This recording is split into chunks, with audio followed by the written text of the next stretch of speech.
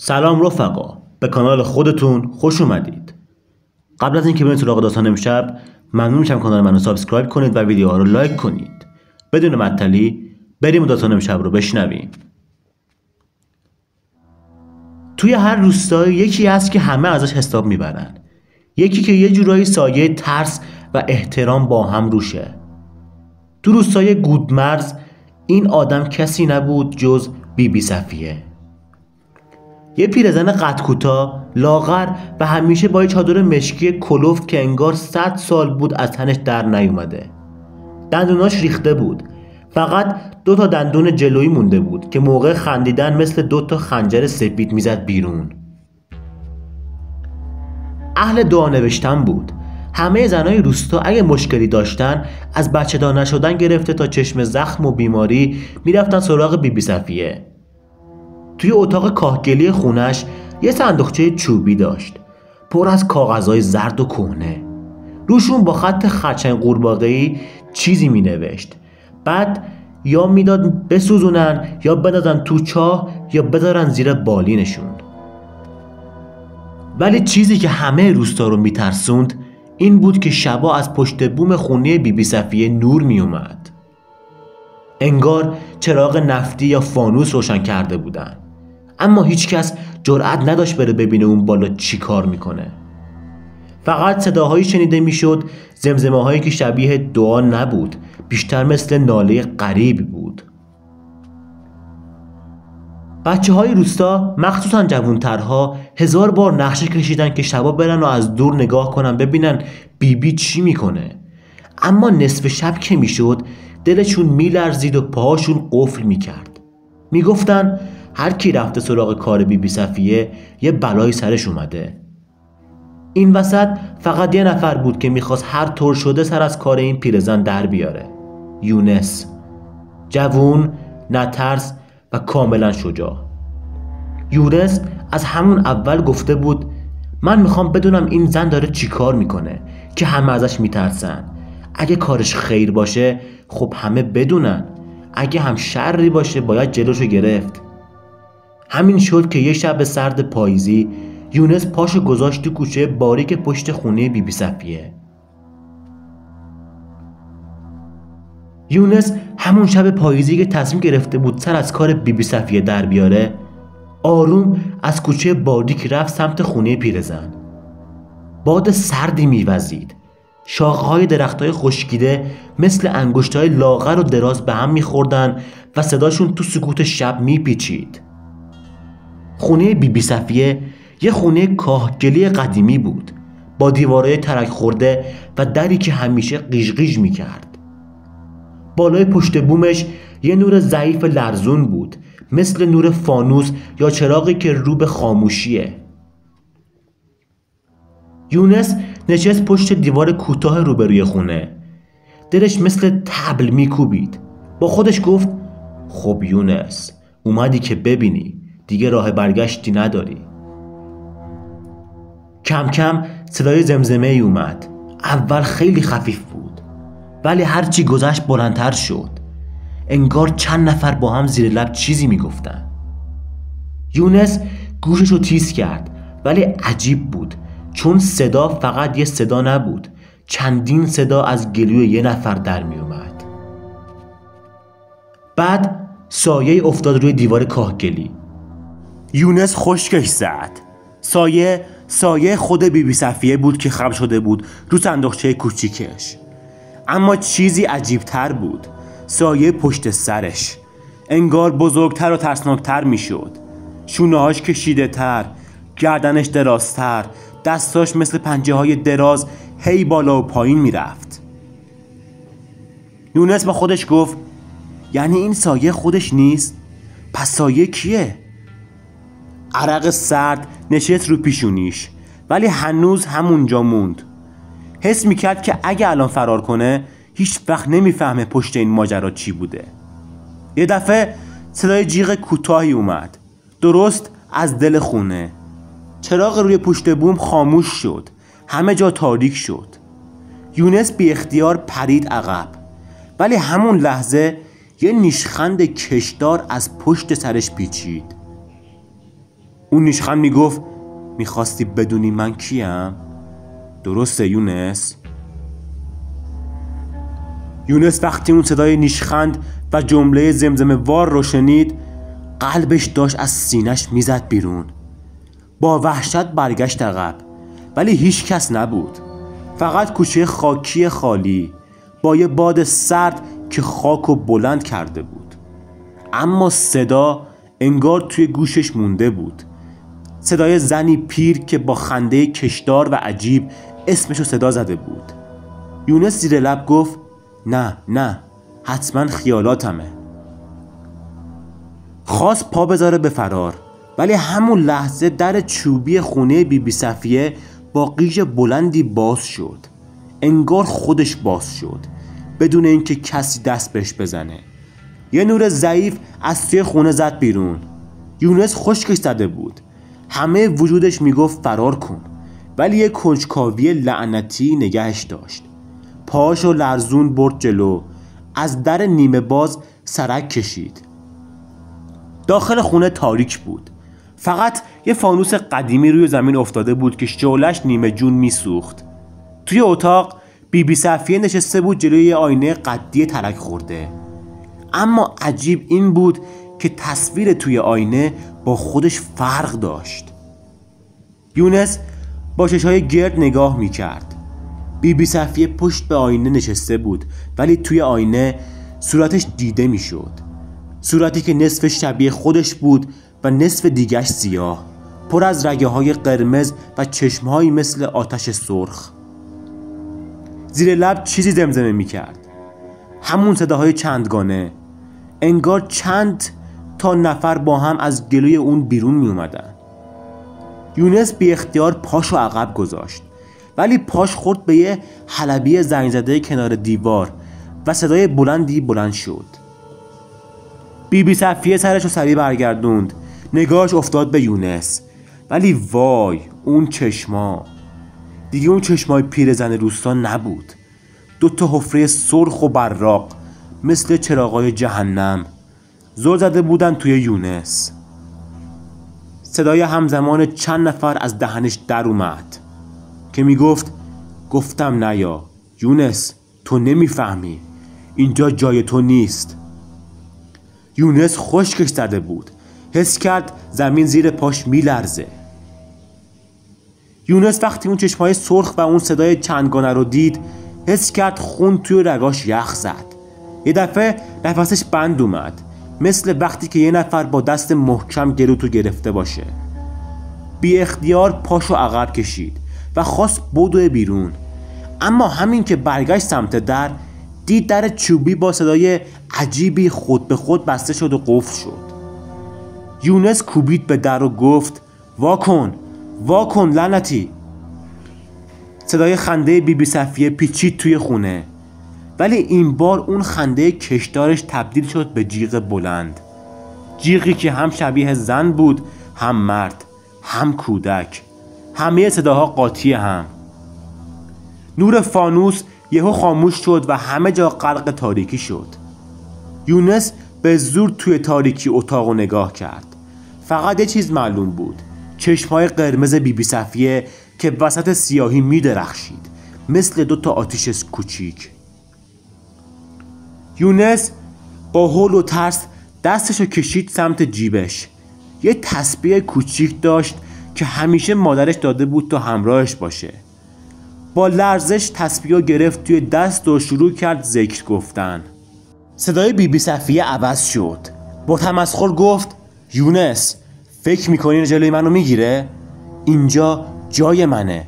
سالهاست که خون این خاک با من گره خورده.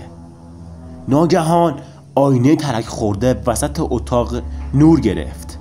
تصویر بی صفیه توی آینه شروع کرد به حرکت کردن جدا از خودش. اون تصویر سیاه از توی آینه دست دراز کرد بیرون. یونس خشکش زد.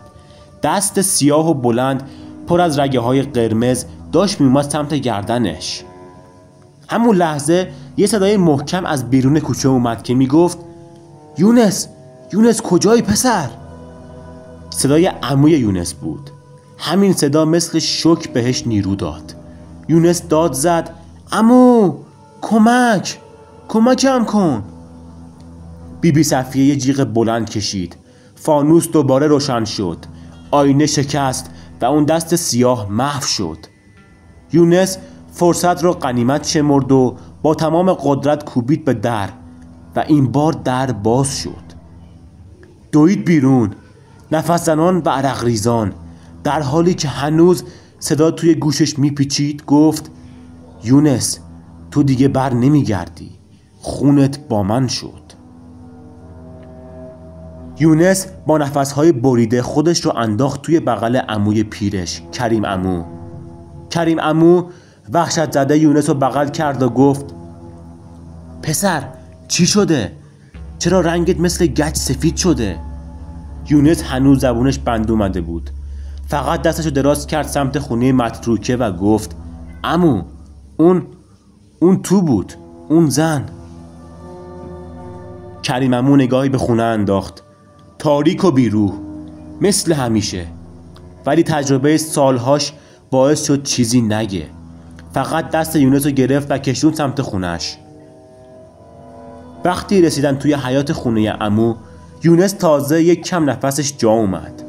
آب خورد و نشست، اما هنوز تنش میلرزید. چشماشو بست که شاید یه ذره آروم بشه، ولی همون لحظه پشت پلکاش دید چشمای قرمز بیبی صفیه اونجاست. یونس جیغ زد و از جاش پرید. عمو با تعجب نگاش کرد. گفت پسر داری دیوونه میشی؟ یونس با گریه گفت عمو اون ولم نمیکنه، هر جا میرم باهامه، حتی چشمامو ببندم هم هست. کریم عمو اخماش رفت تو هم. نشست نزدیک یونس و آروم گفت یونس راستشو بگو، رفتی توی اون خونه درسته؟ یونس سرشو انداخت پایین. عمو نفس عمیقی کشید و با صدای آهسته ادامه داد ای لعنت به این کشکاوی، نشنیدی هیچ وقت کسی سالم از اون خونه بیرون نیومده؟ آخه پسر اون خونه طلسم داره، سالها پیش خون ریخته شده اونجا و بیبی صفیه همونجا گیر افتاده. حالا که تو پاتو گذاشتی اون تو، ردشو گرفتی، دیگه ولت نمیکنه. یونس هاج و واج مونده بود. دستاشو روی سرش گذاشت. زیر لب گفت یعنی منم باید مثل بقیه؟ قبل از اینکه جمله‌شو تموم کنه، ناگهان صدای جیغی بلند از پشت بوم خونه بلند شد. صدای زنی که انگار اسم یونس رو کشدار صدا میزد. یونس. هر دو یخ کردن. عمو با ترس به سقف نگاه کرد. یونس با صدای لرزون گفت عمو گفتی ردشو گرفتم، یعنی الان اینجاست؟ کریم عمو دست یونس رو گرفت و با عجله برد سمت اتاق زیرزمین. در رو محکم بست و گفت پسر تا وقتی من زندم نمیذارم ببرتت، ولی باید بدونی این فقط شروعشه. همون موقع صدای پنجره های خونه یکی یکی شکست. نسیم سردی پیچید توی زیرزمین. یونس فهمید بیبی صفیه پشت دره. زیرزمین تاریک بود. فقط یه چراغ گردسوز گوشه اتاق روشن میسوخت. یونس نفس میزد و عمو کریم سعی میکرد با صدای لرزون زیر لب دعا بخونه، اما صداهای بیرون قطع نمیشد. انگار یه نفر داشت ناخوناشو میکشید روی دیوارای خونه. یونس به عمو نگاه کرد و گفت عمو صداشو میشنوی؟ عمو با ترس گفت آره پسر، این صدای خودشه، بیبی صفیه. ناگهان صدای تقتقی اومد. در زیر زمین با هر ضربه میلرزید. یونس خودشو چسبون به دیوار. چراغ شروع کرد به سوسو زدن. صدای زنی از پشت در اومد، همون صدای کشدار و سرد که میگفت یونس چرا قایم شدی؟ عرق سرد از چقیقه های یونس میریخت. عمو محکم چوب دستشو گرفت و داد زد گم شو، این پسر مال تو نیست. در یه دفعه محکم باز شد. نسیم سردی وزید و چراغ خاموش شد. همه جا تاریک شد. فقط چشمای قرمز بیبی صفیه تو تاریکی می‌درخشید.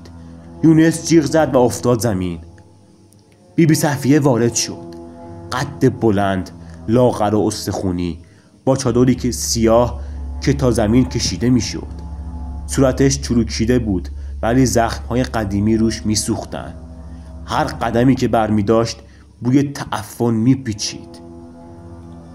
یونس دستاشو جلوی صورتش گرفت و گفت نه ولم کن. بیبی صفیه خم شد روش. لباش خشک و سیاه بودن. با صدای خسدار گفت تو چشماتو گذاشتی روی راز من، حالا باید بیای پیش من. عمو کریم با تمام جونش پرید جلو. چوب دستشو کوبید زمین و شروع کرد آیت الکرسی خوندن. بیبی صفیه یه جیغ وحشتناک زد. انگار همه شیشه های خونه لرزیدن، اما عقب نکشید. یونس حس کرد زمین زیر پاش تکون میخوره.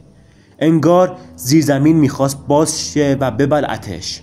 بیبی صفیه دست استخونیشو آورد جلو. فقط چند سانت مونده بود که یونس رو بگیره. همون لحظه عمو با یه فریاد محکم اسم خدا رو صدا زد و چوب دستشو کوبید وسط زمین. نور عجیبی پخش شد. بیبی صفیه یه لحظه عقب پرید. چشماش آتیش گرفت. ولی قبل اینکه ناپدید بشه به یونس نگاه کرد و با صدای کشدار گفت یونس، این تازه شروعشه. من برمیگردم. بعد محو شد. سکوت افتاد. ولی یونس میدونست چیزی تموم نشده. تازه آغاز کابوس بود. فردای اون شب یونس حتی نتونست درست راه بره. پاش میلرزید، دلش میلرزید. عمو کریم تا صبح بالای سرش نشست، دعا خوند، آب ریخت، اما هیچ کدوم آرامشی نداد به یونس. وقتی هوا روشن شد یونس جرأت کرد بره بیرون. روستا هم مثل همیشه نبود. همه مردم داشتن یواش بهش نگاه میکردن. یکی از زنها به زنش گفت اون بچه‌س دیشب صدای جیغ از خونش میومد. میگن بیبی صفیه رفته سراغش.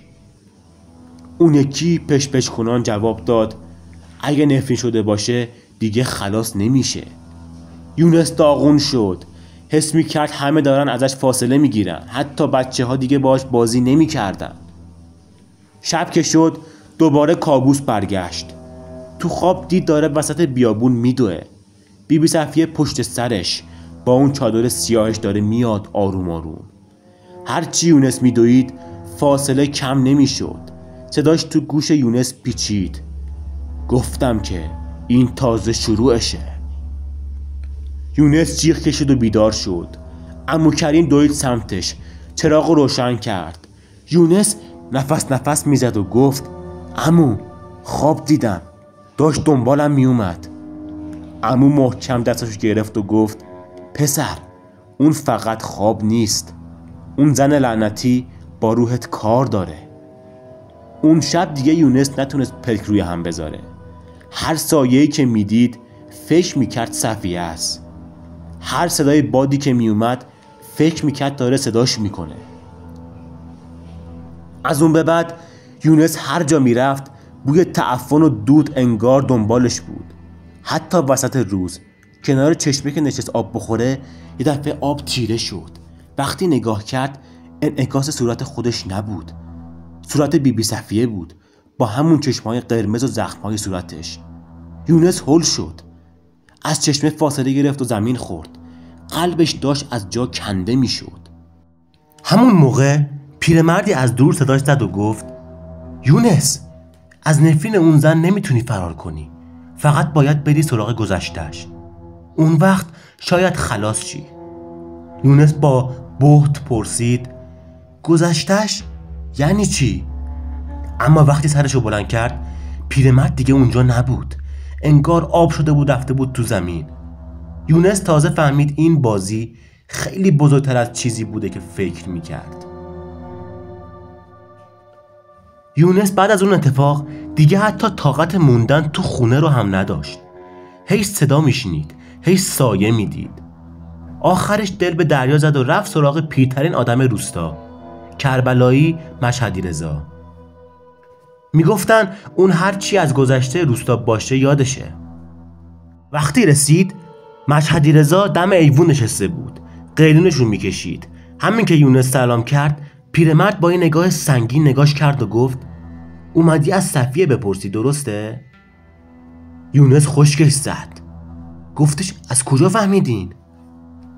پیرمرد یه پک سنگین زد، دود و فوت کرد و گفت صفیه زنی نبود که راحت خاک بخوره. سالها پیش وقتی جوون بود به زور دادن به یه خان بیرحم. شبا که خان میرفت قمار، صفیه تنها میموند و دعا میخوند. اما کم کم مردم دیدن یه چیزیش فرق کرده. یونس با دهن باز گوش میداد. پیرمرد ادامه داد. میگفتن سراغ دعانویس ها میرفت. شبونه میرفت قبرستون، چیزایی زمزمه میکرد. حتی شنیدم یه بار نصف شب یکی دیده بود صفیه کنار همون آینه قدی بالا خونش با سایه خودش حرف میزنه. سایش بهش جواب میداد. یونس با وحشت پرسید یعنی اون از اول جنی بوده؟ مشهدی رضا سرشو تکون داد و گفت نه پسرم، اون زن نفرین شد. خان اونقدر بهش ظلم کرد که صفیه دست به کارهای کثیف زد. میخواست از دنیا انتقام بگیره. وقتی مرد هیچ کس جرأت نکرد غسلش بده. خاکش کردن، ولی روحش تو همین کوچه ها میچرخه. یونس دستاش میلرزید. پرسید خب من چرا افتاده دنبال من؟ پیرمرد چشمشو تنگ کرد و گفت تو اشتباه کردی پسر. اون آینه لعنتی هنوز تو خرابش هست. میگن هر کی چشمش به اون آینه بیفته صفیه صاحب جونش میشه. تو هم وقتی رفتی بالا خونه حتما نگاهت بهش خورده. از همونجا دیگه کارت تمومه. یونس خشکش زد. آینه همون آینه قدی زنگ زده‌ای که شب اول برق عجیبی توش دید بود. پیرمرد بلند شد، عصاشو زد زمین و گفت تنها راهت اینه که باید اون آینه رو بشکنی، ولی بدون شکستن اون آینه آسون نیست. صفیه نمیذاره. یونس تو دلش لرزید، ولی یه جرقه امید پیدا کرد. حالا میدونست چی باید بکنه. یونس دیگه خواب و خوراک نداشت. صدای پشپچهای بیبی صفیه هر شب تو گوشش میپیچید. چشماتو به آینه بدوز، بیا پیش من. نهایتاً دلشو زد به دریا. یه فانوس برداشت با دلی پر از ترس و دستایی که هی میلرزیدن. راه افتاد سمت خونه متروکه بیبی صفیه. شب بود. ماه نصفه تو آسمون میتابید و صدای زوزه سگا از دور میومد. باد از لای درختای خشک رد میشد و صدای خشخش برگاش مثل ناله مرده ها میپیچید. یونس رسید دم خونه. در چوبی قدیمی هنوز همونطور کج و کوله آویزون بود. با هر بادی صدا میداد. با خودش گفت یونس یا میمیری امشب یا خلاص میشی.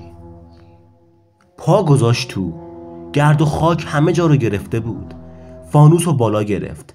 تار عنکبوتا مثل پرده از سقف آویزون بودن. هر قدم که برمی داشت کف چوبی صدا می کرد. قلبش تون می زد، جوری که فکر می کرد هر لحظه از دهنش می زنه بیرون. رسید به پله ها، همون پله های پوسیده‌ای که می رفتن سمت بالای خونه. زیر لب زمزمه کرد و گفت بسم الله بسم الله. پا گذاشت رو اولین پله. صداش پیچید. دومی، سومی. نفسش بند اومده بود. بالای خونه تاریک‌تر از همیشه بود.